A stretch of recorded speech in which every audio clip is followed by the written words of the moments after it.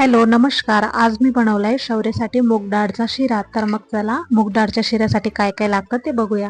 Hello friends, आज माझी mamma माझ्यासाठी ना मूग डाळचा शिरा बनवते. हे आहे मूग डाळ, हे आहे साखर, हे आहे दूध, हे आहे पाणी, तूप, हे विलायची पावडर आणि केसर. Dry fruit.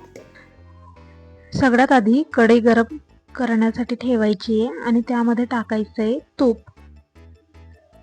तूप गरम झाल्यानंतर आपण त्यामध्ये टाकणार आहोत भिजवलेल्या मूग डाळीची जाडसर पेस्ट. पेस्ट छान परतून घ्यायची आहे. कमी गॅसवर छान सोनेरी रंग येईपर्यंत डाळ छान भाजून घ्यायची. डाळ भाजून झाल्यावर अर्धा कप पाणी, 1 कप दूध दोन्ही एकत्र गरम करून डाळीमध्ये टाकायचे आहेत आणि त्याला छान मिक्स करूया.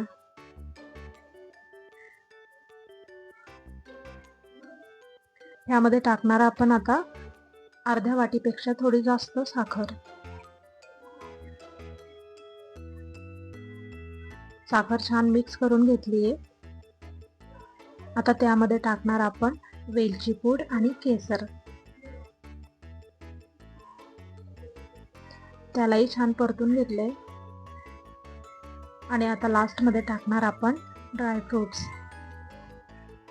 तर मग कसा वाटला तुम्हाला मूग डाळचा शिरा?